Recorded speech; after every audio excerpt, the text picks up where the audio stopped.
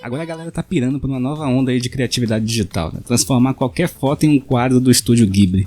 Tudo começou quando o GPT-4 permitiu a criação de imagens estilizadas do estúdio Ghibli, que é aquele estúdio famoso lá que fez a Princesa Mononoke, a Viagem de Chihiro. E graças a isso, de repente, a internet explodiu com foto gerada por isso, em todo lugar. Tudo estava sendo convertido para desenho do estúdio Ghibli, né? Fotos de família, meme velho e até fotos históricas aí. Mas a real é que a parada começou lá no Twitter. O @GrantSletton no Twitter mostrou uma foto dele, da cachorra, da esposa, né? Primeiro com uma foto normal e depois transformadas num Ghibli. A foto explodiu na internet, com milhares de curtidas e compartilhamento, e aí é como se todo mundo tivesse fissurado com a necessidade de ter um eu dentro do universo dos filmes do Miyazaki. Algumas pessoas falavam coisas interessantes, né, meio distópicas, tipo esse cara aqui, o @Addak, né? Ele fez essa imagem aqui e falou: no futuro vai ter óculos que vão transformar tudo em desenho em tempo real, né? Isso foi uma realidade bem doida, né? Que cabe muita discussão sobre isso. Imagina isso aqui, cara, imagina isso acontece. Hoje eu vou te ver como, sei lá, Elizabeth Olsen, ou tu é a Yor Forger, ou ela mesmo pode mudar o filtro dela lá e falar assim: ô Cleitinho, tu é o Cleitinho, né? Mas na minha cabeça, usando esse filtro aqui, tu é o Liam Hemsworth. É muito bizarro tu pensar na possibilidade de um mundo como esse, e cabe muita discussão aí. Mas enfim, o fato é que muita gente famosa começou a fazer a mesma coisa, e isso fez essa trend ganhar atração. Quando perceberam, o mundo inteiro tava fazendo isso aí. Até aqui no Brasil o pessoal começou a fazer isso com foto de pessoa famosa daqui, a grávida de Taubaté. Isso aí chegou numa proporção tão alta que até o próprio Sam Altman veio falar sobre isso, né? Ele falou de uma coisa que todo mundo tá percebendo, que é uma decepção sobre o mundo da inteligência artificial.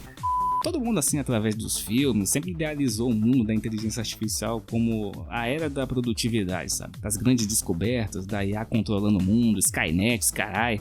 E até lá, tá acontecendo isso aqui em alguma medida. Mas no final das contas, a inteligência artificial tá servindo massivamente pra criação de bosta em larga escala. O Sam até falou sobre isso, né? Ele falou assim: seja eu, trabalho duro por uma década tentando ajudar a criar a superinteligência pra curar o câncer, alguma coisa assim. Na maioria das vezes, ninguém se importa nos primeiros 7 anos e meio. Depois, por 2 anos e meio, todo mundo te odeia por tudo. Então eu acordo aqui um dia com um monte de mensagem: olha, eu transformei teu avatar em estilo Ghibli. Só que tudo na internet, assim, rapidamente se desvirtuou. E aí outro usuário aqui do Twitter, o @HelenCynic, ele postou uma imagem icônica do Stalin, aquela lá que foi editada, mostrando o poder que esse estilo tem pra transformar qualquer coisa em algo meio mágico, né? E aí fudeu, pô, porque... Meu irmão, porque pra ir de 0 a 1945 é rapidinho, sabe? Ainda mais na internet. Fato é, começaram a usar isso pra estilizar fotos famosas de coisas ruins, né? Teve 11 de setembro, tiro na cabeça do Kennedy, teve coisa pior até. E a coisa foi escalando ao ponto que até o perfil da Casa Branca fez uma arte de uma imigrante lá sendo presa. E aí o bagulho ganhou contornos mais zoados, né? Mas teve esse tweet aqui que gerou polêmica, onde ele mostrava fotos dele com a legenda assim: a arte se tornou acessível. E aí é complicado isso aí, cara. Ele é artista que criticou o conceito de arte gerada por IA, outros falavam que a arte sempre foi acessível, tu só precisa de um lápis. Eu vi algumas comparações que fizeram sentido pra mim, né? Comparando arte de IA com comida processada de micro-ondas, sabe? Ou então músculo falso, que é só óleo. Faz até sentido a comparação, no sentido que esteticamente, se você manipular bem, pode até gerar coisas que esteticamente é verossímil, mas a essência se perde. No caso dessa foto de imigrante aqui chorando porque vai ser deportada, não é nem que não pudesse fazer um filme sobre isso. Aqui o estilo Ghibli tem esse estilo que se adequa muito ao jeito que as histórias são contadas, sabe? São meio infantis, meio fantasiosas, tem uma estrutura muito infantil, mas não no sentido negativo de dizer que a história não tem profundidade. É como se fosse uma cosmovisão, né? Eu aprendi essa palavra aqui com o Nando Moura. É como se fosse uma história contada a partir de uma cosmovisão infantil que a gente tem quando é criança, sem levar em consideração a impossibilidade delas. Tipo, pessoinhas existindo, castelos que andam, bruxa má. Quando a gente é criança, a gente tem uma visão muito, muito cartunesca, né? Onde quase pouca coisa é impossível. E é uma coisa que se perde conforme a gente vai envelhecendo, porque ter noção das impossibilidades do mundo é um efeito colateral de envelhecer. Mas quando tu é criança, tu tem uma visão de mundo muito mais livre, né? É impossível fisicamente existir pessoas minúsculas. O cérebro vai ser minúsculo, não vai ter capacidade de processar informação tal qual o humano. Foda-se, né? Tu é criança e tu só acha que tem pessoinhas e que essas coisas são possíveis, que você pode voar. E assim, quando eu olho pra essas coisas assim, eu fico pensando que a arte e a intenção do artista que fez esse estilo meio que tá sendo perdida, né? Nesse caso aí, a parada ganha um cunho político que destoa do que esse estilo de arte evoca. É tipo quando fizeram há um tempo atrás aquelas artes com o estilo da Pixar, coisa que não tinha nada a ver.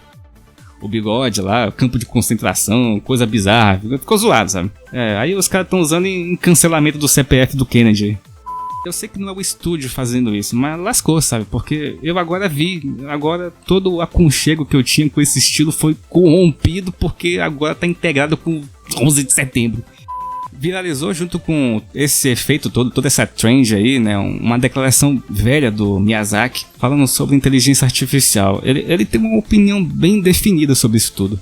O Miyazaki acredita que a arte deve refletir a alma, né, e a experiência humana, algo que ele sente que a IA não pode capturar. Tem um vídeo do Miyazaki sendo apresentado ao uso de inteligência artificial lá em 2016, eu acho. Eu não concordo com tudo que ele fala. Eu acho que ele é muito fresco. O Miyazaki ele é muito chola pra muita coisa, né, e principalmente pelo fato de ele ser um pacifista. E pacifista geralmente tem essas opiniões meio baito, costuma ter essas opiniões mais sensíveis, né? Mas eu respeito o pacifismo do Miyazaki porque ele é realmente um pacifista, sabe? Ele é contra o capitalismo, por exemplo, por conta de motivos óbvios.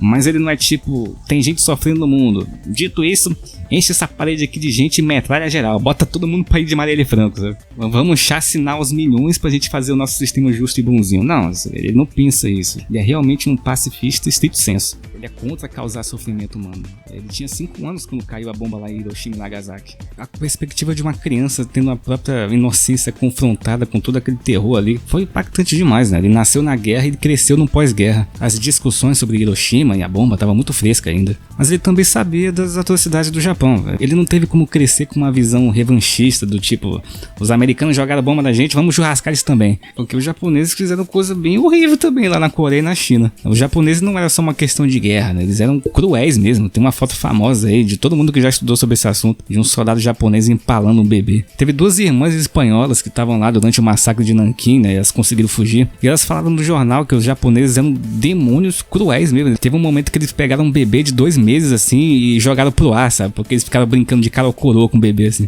Jogava pro ar e via como é que ele caía no chão. Tem uma estimativa que calcula que os japoneses mandaram pra vala mais de 2 milhões de crianças. E quando eu digo criança, é desde o primeiro mês de vida. Isso porque não tá incluindo aí na conta as crianças que eles não empacotaram, mas fizeram, né? Você sabe o que é que eles fizeram. Eles eram cruéis de verdade, cara. Mas enfim, esse vídeo não é sobre isso. Mas é porque eu vou mostrar a opinião dele e vocês podem achar muito fresca, muito...